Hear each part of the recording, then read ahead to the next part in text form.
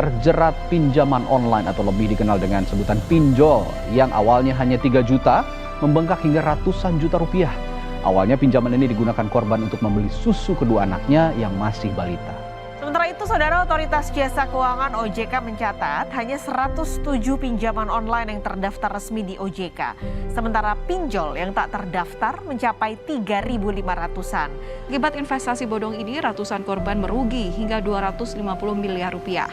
Meski pelaku sudah ditahan polisi, para korban tetap. Fintech semakin menjamur di Indonesia tidak hanya di bidang pembayaran tapi juga di bidang lending atau pinjaman online. Sayangnya tidak semua fintech ini terdaftar. Banyak juga fintech nakal yang beroperasi secara ilegal. Hasil pengguna yang dirugikan dengan jerat bunga mencekik dan cara-cara yang tidak etis debt collector saat menagih pinjaman. Assalamualaikum warahmatullahi wabarakatuh. Shalom, Om Swastiastu, Namo Buddhaya dan salam kebajikan. Perkenalkan, kami dari tim Hamid At-Tamimi dengan saya Angelika Novia selaku pembicara pertama, rekan saya Benedict Matthew selaku pembicara kedua, rekan saya Jose Cahyono selaku pembicara ketiga. Yang mana dalam perdebatan kali ini kami berdiri sebagai standing position pro dalam mosi perdebatan pembentukan Badan Pengawas Khusus Perlindungan Layanan Fintech di Indonesia. Dalam era Society 5.0, penggunaan teknologi ialah bagian dari manusia itu sendiri, di mana teknologi bukanlah sekedar untuk berbagi informasi, melainkan untuk menjalankan kehidupan. Peraturan OJK nomor 77/POJK.01/2016 tentang layanan pinjam meminjam uang berbasis teknologi informasi mendefinisikan fintech sebagai sebuah inovasi pada industri jasa keuangan yang memanfaatkan penggunaan teknologi dengan menggunakan suatu sistem yang dibangun secara khusus untuk menjalankan mekanisme transaksi keuangan yang spesifik. Lantas kemudian apa yang menjadi urgensi diperlukannya Badan Pengawas Khusus Perlindungan Layanan Fintech? Yang pertama ialah banyaknya fintech ilegal yang merugikan masyarakat, di mana hak-hak masyarakat diabaikan dan hingga sampai ini masih menjadi permasalahan yang belum terselesaikan. Hal ini tentunya sangat penting mengingat pasal 33 ayat 4 Undang-Undang Dasar 1945 yang menyatakan bahwa perekonomian nasional diselenggarakan berdasar atas demokrasi ekonomi dengan prinsip kebersamaan, efisiensi berkeadilan, berkelanjutan, berwawasan lingkungan, kemandirian serta dengan menjaga keseimbangan kemajuan dan kesatuan ekonomi nasional. Demokrasi ekonomi ialah prinsip yang mengedepankan kesejahteraan rakyat sebagai pemegang kedaulatan negara, di mana negara tidak boleh melepaskan tanggung jawabnya sebagai negara pengurus sebagaimana yang digagaskan oleh Muhammad Hatta. Yang artinya, para pengelola negara wajib menjamin nasib rakyatnya, dalam hal ini ikut serta dalam menyusun aturan tentang fintech. Yang kedua ialah pengawasan yang merupakan bagian dari tanggung jawab negara yang hingga pada saat ini nyatanya masih sangat minim. OJK sebagai lembaga yang berwenang dalam melakukan pengawasan terhadap entitas fintech hanya mengatur tentang fintech peer-to-peer lending, sedangkan Bank Indonesia hanya mengurus sistem pembayarannya.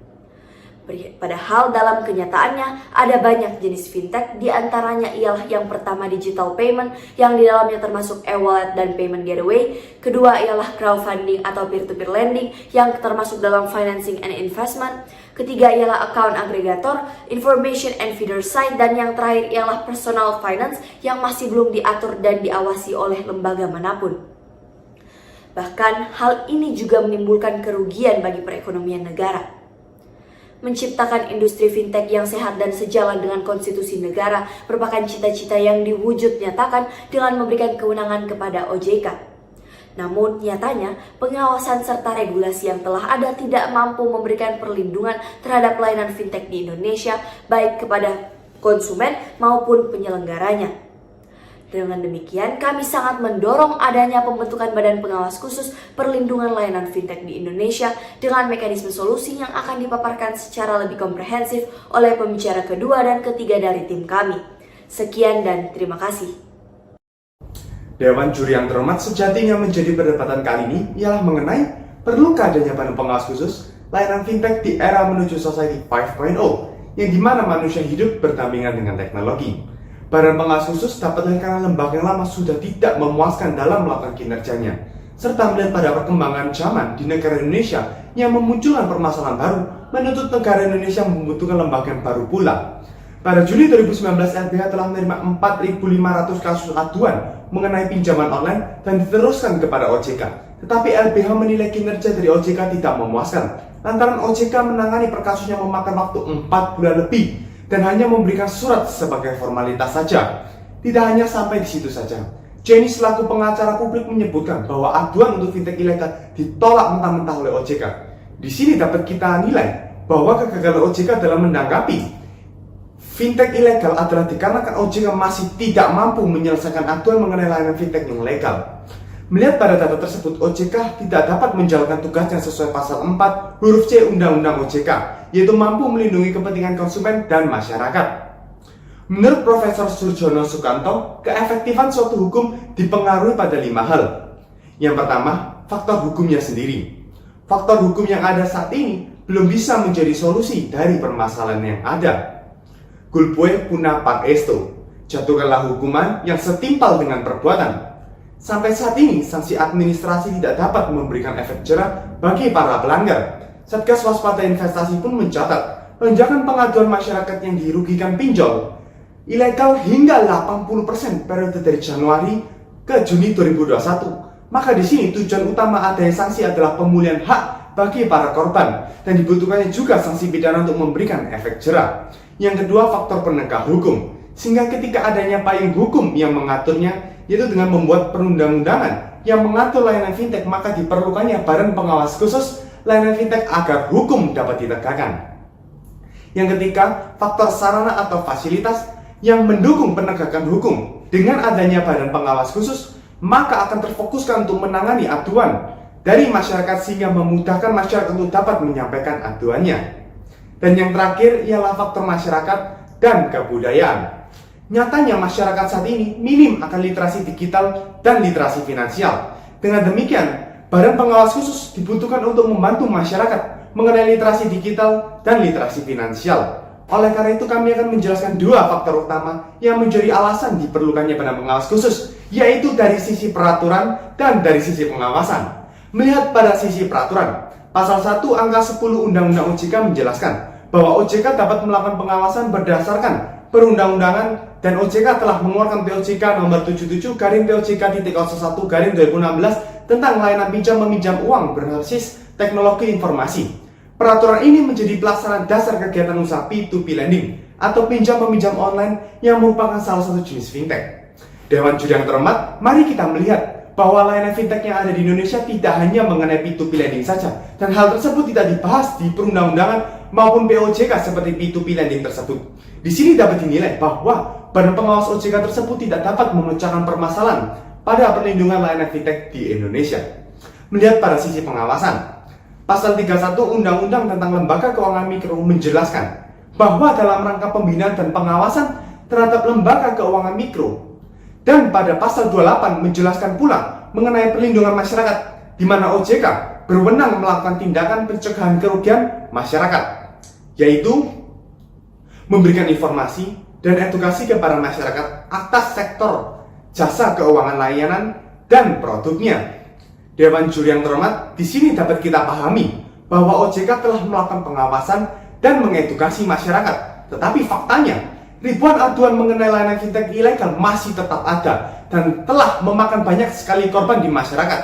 Buktinya Ketua Satgas Waspada Investasi Tonggam Tobing pun mencatat kerugian masyarakat akibat investasi pinjol mencapai 117 triliun sejak 2011 sampai 2020. OJK sendiri yang merupakan badan pengawas layanan fintech bahkan mengusulkan untuk membentuk badan pengawas khusus dengan memperbarui regulasi yang ada.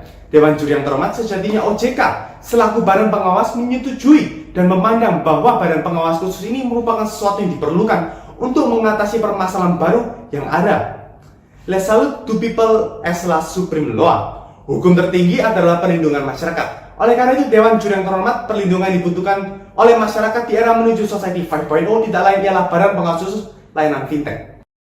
Melalui pasal 4 huruf C Undang-Undang nomor 21 tahun 2011, OJK dibentuk agar mampu melindungi kepentingan milik konsumen serta masyarakat Indonesia di keseluruhan sektor jasa keuangan.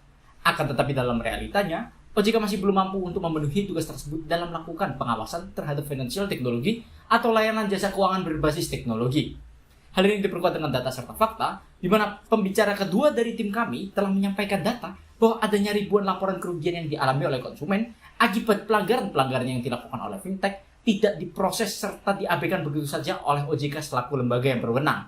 Lalu, dalam kurun waktu 3 tahun, Satgas Waspada Investasi menemukan adanya sekitar 2.600 data entitas fintech yang beroperasi secara ilegal tanpa adanya suatu penanganan, di mana perkiraan kerugian akibat investasi serta pendanaan ilegal mencapai 92 triliun rupiah.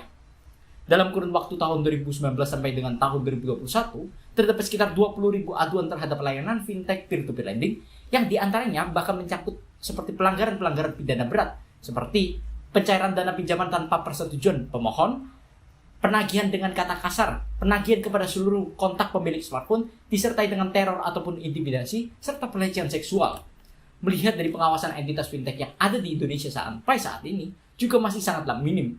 Otoritas Jasa Keuangan selaku lembaga yang berwenang, sampai saat ini hanya mengawasi satu jenis financial teknologi, yaitu yang bergerak pada jasa layanan pinjam-meminjam atau peer-to-peer lending, melalui POJK nomor 77/POJK-01/2016. Padahal pembicara pertama dari tim kami telah menjabarkan bahwa ada berbagai macam jenis fintech yang beroperasi di Indonesia. Sehingga sampai saat ini masih ada begitu banyak jenis fintech yang belum masuk ke dalam ranah pengawasan lembaga manapun yang ada di Indonesia. Walaupun financial technology ini merupakan suatu inovasi baru dan menjadi salah satu pendorong utama perekonomian digital yang ada di Indonesia, akan tetapi juga tidak dapat diabaikan bahwa financial technology ini juga menghadirkan berbagai macam problematika yang baru, seperti maraknya pendirian fintech yang ilegal, yang juga beroperasi secara ilegal. Maraknya terjadi pelanggaran atau kejahatan berbasis cyber atau cybercrime, risiko keamanan data, cyber security, penipuan, kerugian ekonomi, pelanggaran privasi milik konsumen, dan lain sebagainya. Dan pada saat ini, lembaga yang berwenang, yaitu Otoritas Jasa Keuangan, masih tidak dapat melakukan pengawasan yang ketat terhadap layanan fintech-fintech yang melakukan pelanggaran tersebut.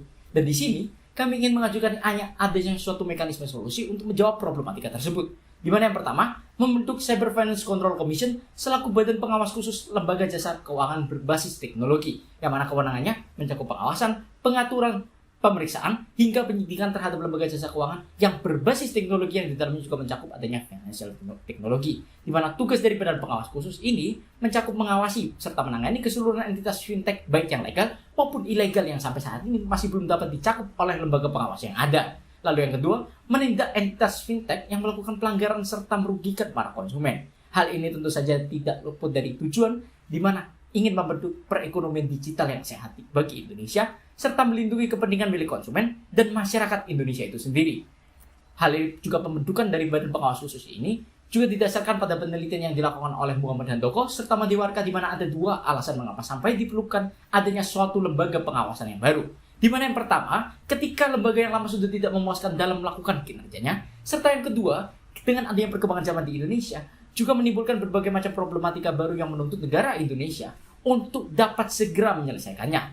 Berdasarkan data serta realita yang telah kami bawakan, telah memenuhi kedua alasan tersebut, di mana sampai saat ini, OJK terbukti tidak mampu dalam melakukan kinerjanya terhadap mengawasi pelayanan jasa keuangan berbasis teknologi, dan dengan pesatnya pertumbuhan financial teknologi di Indonesia juga menghasilkan berbagai macam problematika baru di mana menuntut negara untuk dapat segera menyelesaikannya guna mencegah adanya terjadi risiko-risiko buruk di kemudian hari.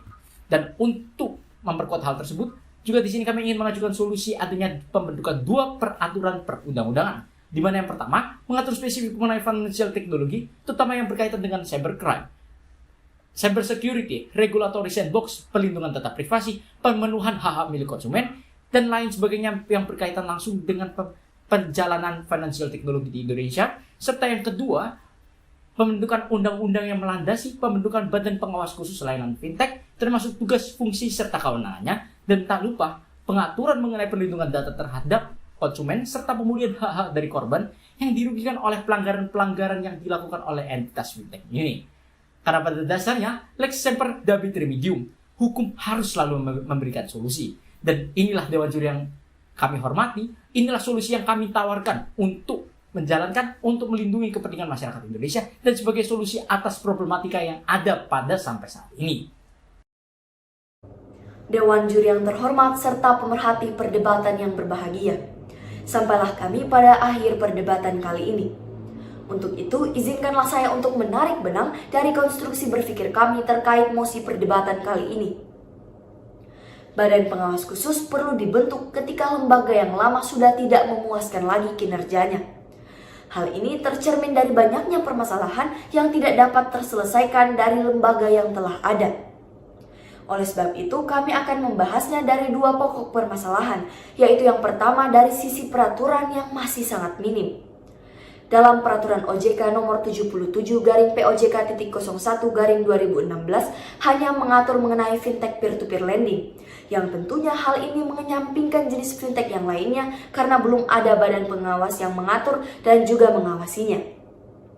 Yang kedua ialah dari sisi pengawasan sebagaimana tertuang dalam Undang-Undang Nomor 1 Tahun 2013 tentang Lembaga Keuangan Mikro yang melimpahkan wewenang kepada OJK tidak hanya untuk memberikan pengawasan dan pembinaan, terlebih lagi untuk memberikan perlindungan kepada masyarakat atau konsumen di sektor jasa keuangan.